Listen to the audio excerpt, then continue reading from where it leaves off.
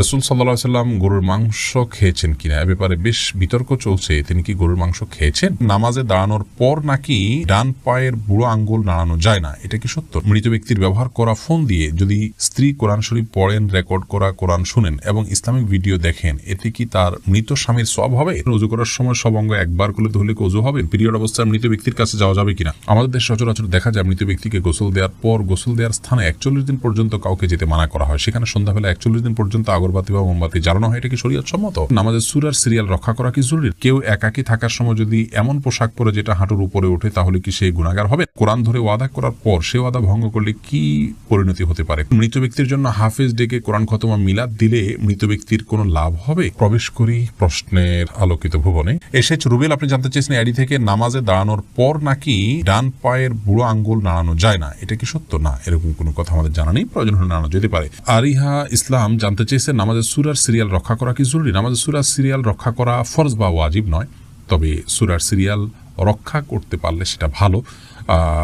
রক্ষা না করে কেউ যদি উল্টা পড়েন, অর্থাৎ প্রথম রাকাতে কথার কথা আলাম তারা পড়লেন, পরের রাকাতে তিনি ওয়াইউল্লাহ পড়লেন, উপরের দিকে গেলেন, তো এটাকে মাকরুহ বলেছেন ফোকা একরাম, কিন্তু এতে সালাত হয়ে যাবে। এমনি আরিফুল ইসলাম জানতেছেন, মৃত ব্যক্তির জন্য দোয়া করার সুন্নাহ পদ্ধতি কি? মৃত ব্যক্তির জন্য আল্লাহ তাআলার কাছে সাধারণভাবে দোয়া করবেন, আল্লাহ আপনি তাকে মাফ করুন, ক্ষমা করুন, ইস্তেগফার করবেন, কায়মন ওয়াক্যে আল্লাহর কাছে তার পক্ষ হয়ে সুপারিশ করবেন, ক্ষমা চাইবেন। এসএচ রুবেল, এছাড়া বিশেষ কোনো পদ্ধতি নেই, একত্র হতে হবে, লোকজন জড়ো করতে হবে, হুজুরদেরকে নিয়ে আসতে হবে, এমন কোনো কথা কোরআন হাদিসে আমাদেরকে বলা হয়নি। রোশনার খাতুন জানতে চেয়েছেন, মৃত ব্যক্তির জন্য হাফেজ ডেকে কোরআন খতম মিলাদ দিলে মৃত ব্যক্তির কোনো লাভ হবে? মৃত ব্যক্তির জন্য হাফেজ ডেকে কোরআন খতম পড়া, মিলাদ পড়া কোনো শিক্ষা ইসলাম দেয়নি। এটি সম্পূর্ণ আমাদের দেশীয় সংস্কৃতি বা আঞ্চলিক সংস্কৃতি বা আমাদের বানানো সংস্কৃতি। মৃত ব্যক্তি নিজে তেলাওয়াত করলে তার সব তিনি পাবেন, আমরা তেলাওয়াত করলে তার তেলাওয়াত করে তার সব তার জন্য পৌঁছাতে চাইলে সেটি অনকলার মতো জায়েজ আছে, কিন্তু হাফেজ বা হুজুরদেরকে ডেকে এনে তেলাওয়াত করানো এবং তার জন্য পেমেন্ট করা, যেটা আমাদের দেশে প্রচলিত আছে, এটি ইসলাম শরীয়তের দৃষ্টিকোণ থেকে জায়েজ কাজ নয়। যেটি করছেন এবং যিনি করাচ্ছেন সবাই গুনাহগার হবেন। আব্দুল্লাহ সিদ্দিক জানতে চেয়েছেন, কেউ একাকী থাকার সময় যদি এমন পোশাক পরে যেটা হাঁটুর উপরে ওঠে, তাহলে কি সে গুনাহগার হবেন? না, একাকী থাকলে তার হাঁটুর উপরে কাপড় উঠলে গুনাহগার হবেন না। তানজিনা বেগম জানতেছেন, কোরআন ধরে ওয়াদা করার পর সে ওয়াদা ভঙ্গ করলে কি পরিণতি হতে পারে? কোরআন ধরে ওয়াদা করা এটা ওয়াদা করার পদ্ধতি নয়, ওয়াদা এমনিই হবে। আল্লাহর নামে শপথ করতে চাইলে মুখে বলবেন আল্লাহর নামে আমি শপথ করছি, এটা হলো শপথের সঠিক পদ্ধতি। কাকলি শেখ জানতে চেয়েছেন, নিজের বোনের ছেলে বা ভাইয়ের প্রাপ্তবয়স্ক ছেলে কি মাহরাম? নিজের বোনের ছেলে মাহরাম এবং ভাইয়ের প্রাপ্তবয়স্ক ছেলেও মাহরাম, আপন ভাই আপন বোন হলে। আব্দুর রহমান জানতে চেয়েছেন, আমি একজন দর্জি, মহিলাদের পোশাক তৈরি করি, আমি যদি কোনো মহিলাকে তার ইচ্ছা মতো ডিজাইন জামা বানিয়ে দেই আর সে যদি সেটা পরে বেগানা পুরুষের সামনে যায়, দিকে আমার পাপ হবে? যদি এমন হয় যে পোশাকটা বানানোই হচ্ছে পাপের কাজের জন্য আপনি জানেন, তাহলে সেক্ষেত্রে তাকে সহায়তা হবে তার সেটা তৈরি করে দিলে। সেজন্য এটি তৈরি করার ক্ষেত্রে আপনি ডিনাই করা উচিত, এতটুকু এখতিয়ার অধিকার আপনার থাকা উচিত, এবং ইমানি গায়রত যেটাকে বলে, ইমানি আত্মসম্মান বোধ, সেটা আপনার থাকা উচিত। আর যদি এই লেভেলের সমস্যা না হয়, বরং এটা তিনি বাসায় পড়তে পারেন, তার স্বামীর সামনে পড়তে পারেন, বাহিরে পড়তে পারেন, কি করবেন আপনি জানেন না, তাহলে আপনি খুঁচিয়ে খুঁচিয়ে তাকে জিজ্ঞেস করার কোনো প্রয়োজন নেই, এবং এর কারণে আপনার গুনাহ হবে না। তিনি যদি এটাকে অন্যায় কাজে ব্যবহার করেন, ইনশাআল্লাহ আপনার গুনাহ হবে না। মুজাহিদ হোসেন জানিয়েছেন, ওযু করার সময় সব অঙ্গ একবার করলে ধুলে কি ওযু হবে? ওযু হয়ে যাবে, 3 বার করে ধোয়াটা সুন্নাত। কোরআন আলো এর দিকে জানতে চেয়েছেন, ঋণ পরিশোধের জন্য কিছু একটা আমল বলুন। ঋণ পরিশোধের জন্য সবচেয়ে বড় আমল হলো আল্লাহ তাআলার কাছে সাধারণভাবে দোয়া করবেন, চাইবেন, প্রার্থনা করবেন, এবং আপনি সর্বোচ্চ চেষ্টা চালাবেন ঋণ পরিশোধের জন্য। আমাদের অনেক ভাইরা আছেন, নিজের জমি আছে, স্থাবর অস্থাবর অনেক মূল্যবান সম্পদ আছে, সেগুলো দিয়ে ঋণ পরিশোধ করতে চান না। তিনি চান যে ঋণ পরিশোধের জন্য তার সাধারণ উপার্জন থেকে অনেক টাকা হয়ে যাক, অলৌকিকভাবে চলে আসুক, আর তিনি সেটা দিয়ে ঋণ পরিশোধ করে দিবেন। এটা সম্পূর্ণ ভুল একটা পদ্ধতি। আপনার ঋণ পরিশোধ করাটা আপনার জন্য ফরজ, এটা বান্দার হক। অতএব আপনার জমি থাকলে, সম্পদ থাকলে, এগুলো বিক্রি করে আপনি ঋণ পরিশোধ করবেন, এবং সেগুলো বিক্রি করার অপশন থাকলে বিক্রি করবেন। সেগুলো সব ধরে রেখে আপনি চাইবেন যে আল্লাহ তাআলা অলৌকিকভাবে আপনাকে টাকা দিয়ে দিক, সেটা দিয়ে আপনি পরিশোধ করবেন। এটা সম্পূর্ণ দুনিয়ার প্রতি আমাদের মোহ আছে, এবং ঋণ পরিশোধের গুরুত্ব আমরা বুঝি না, সেটা স্পষ্টভাবে প্রমাণ হয় এমন একটি বিষয়। বিধায় এমনটি করা উচিত নয়। সেই সাথে ঋণ পরিশোধের জন্য কিছু দোয়া আছে, আল্লাহুম্মা কফিনি বিহালালিকা আন হারামিকা ওয়াগনিনি বিফাদলিকা আম্মান সিওয়াক। আরও কিছু দোয়া আছে, ইউটিউব বা ফেসবুকে সার্চ দিলে আমাদের অনেকগুলো ভিডিও আছে, দেখে নিতে পারবেন। সেগুলো আপনি আল্লাহর কাছে সাধারণভাবে পাঠ করবেন, ইনশাআল্লাহ সেই দোয়াগুলো পেশ করবেন। আশরাফুল হক শুভ, আপনি জানতে চেয়েছেন, আমাদের দেশে সচরাচর দেখা যায় মৃত ব্যক্তিকে গোসল দেওয়ার পর গোসল দেওয়ার স্থানে 41 দিন পর্যন্ত কাউকে যেতে মানা করা হয়। সেখানে সন্ধ্যাবেলা 41 দিন পর্যন্ত আগরবাতি বা মোমবাতি জ্বালানো হয়, এটা কি শরীয়ত সম্মত? কোনো জায়গায় মৃত ব্যক্তিকে গোসল দেওয়া হলে সেখানে এই প্রথাটি আমাদের সমাজে অনেক ক্ষেত্রেই প্রচলিত আছে যে আগরবাতি বা মোমবাতি ইত্যাদি সেখানে আপনার জ্বালানো হয় এবং সন্ধ্যাবেলা 41 দিন পর্যন্ত এই কাজটি করা হয়, কেউ সেখানে যেতে চায় না, যেতে চাইলে নিষেধ করা হয়। এটি সম্পূর্ণ কুসংস্কার এবং এ ধরনের বিশ্বাসগুলো শিরকি বিশ্বাস, কুসংস্কারচ্ছন্ন বিশ্বাস। এর বেশিরভাগই এসছে হিন্দু সমাজ থেকে। একজন মুসলমানের এই সমস্ত কুসংস্কারকে বর্জন করা উচিত। যেখানে গোসল দেওয়া হবে সে জায়গার বিশেষ কোনো বিধান নাই, সেটা অন্য 10টা জায়গার মতোই একটি জায়গা। আসমাউল হোসনা ফেনু জানতে চেয়েছেন পিরিয়ড অবস্থায় মৃত ব্যক্তির কাছে যাওয়া যাবে কিনা। যাওয়া যাবে, এতে কোনো অসুবিধা নেই। মেহজাবিন জানতে চেয়েছেন বিবাহের উদ্দেশ্যে পাত্রী দেখতে এলে পাত্রীর জন্য কতটুকু সাজগোজ করা শরীয়তসম্মত। যতটুকুতে তার মূল অবস্থাকে পরিবর্তন না করে ততটুকু জায়েজ আছে। হালকা মুখের উপরে মেকআপ করলেন কিন্তু তার কালার পরিবর্তন হয়ে যায়, শেপ পরিবর্তন হয়ে যায়, এরকম করে করা জায়েজ নাই। কাকলি শেখ জানতেছেন সাহসিদ্দাতে কি সেজদার তাসবিহ পড়বো? জি, অবশ্যই আপনি সেজদার তাসবিহ পড়বেন। ফাহাদ ফাতেমা জানতে চেয়েছেন মৃত ব্যক্তির ব্যবহার করা ফোন দিয়ে যদি স্ত্রী কোরআন শরীফ পড়েন, রেকর্ড করা কোরআন শুনেন এবং ইসলামিক ভিডিও দেখেন, এতে কি তার মৃত স্বামীর সওয়াব হবে? তদ্রূপ যদি গান বা অন্যান্য ভিডিও দেখা হয়, এতে কি মৃতের গুনাহ হবে? ভাই ফাহাদ, মৃত ব্যক্তির ফোন দিয়ে তেলাওয়াত করলে মৃত ব্যক্তির সওয়াব পাবেন, ব্যাপারটি এমন নয়। বাকি মৃত ব্যক্তি যদি এমন কিছু রেখে যান যেটির কারণে অন্য আরেকজন কাজের পথে যান, যেমন কথার কথা একটা কোরআন রেখে যান, এই কোরআন কেউ তেলাওয়াত করলো, তিনি কোরআনটা কিনে রেখে গেছেন তেলাওয়াতের জন্য, তাহলে তিনি সওয়াব পাবেন।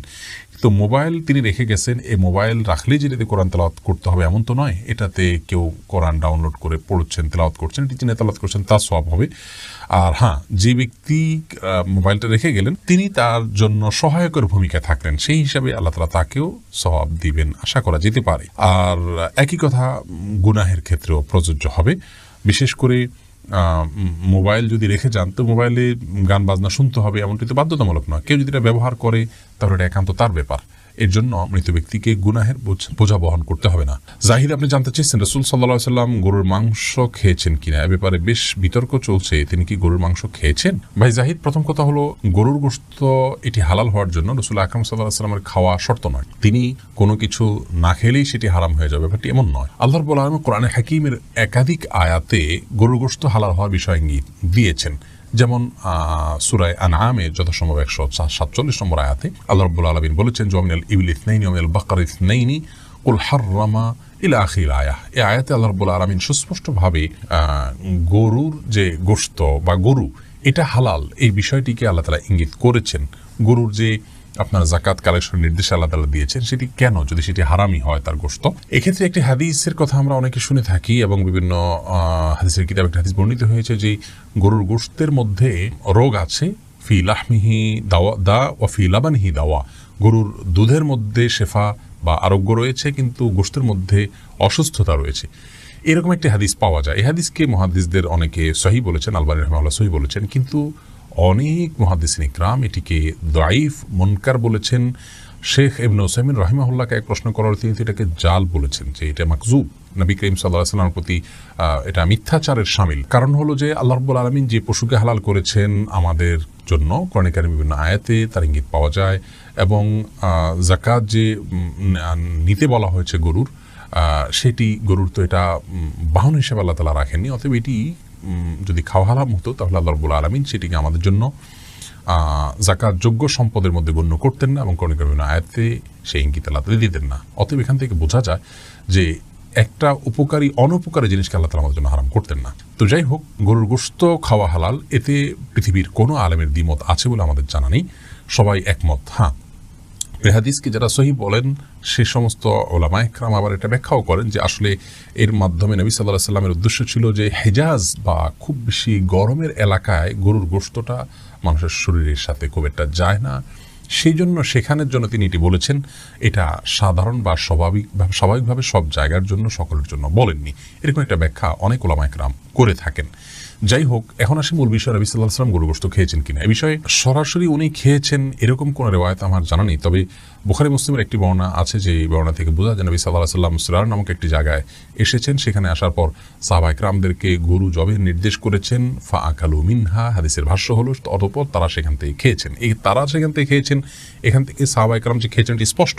নবী সাল্লাল্লাহু আলাইহি ওয়াসাল্লাম তাদের সাথে ছিলেন, অতএব তিনিও খেয়েছেন, সেটাই স্বাভাবিকভাবে এখান থেকে বুঝে আসে। কিন্তু এর মানে এই নয় যে গরু গোশত খাওয়ার বিশেষ ফজিলত আছে এবং যে না খেলে গুনাহ হবে, এরকম বিষয় না। নবী সাল্লাল্লাহু আলাইহি সাল্লাম এবং সাহাবা ইকরাম গরু জবে করেছেন। বিশেষ করে নবী সাল্লাল্লাহু আলাইহি সাল্লাম গরু জবে করেছেন আপনার হজে কিংবা কোরবানিতে, এরকম বিভিন্ন বর্ণনা পাওয়া যায়।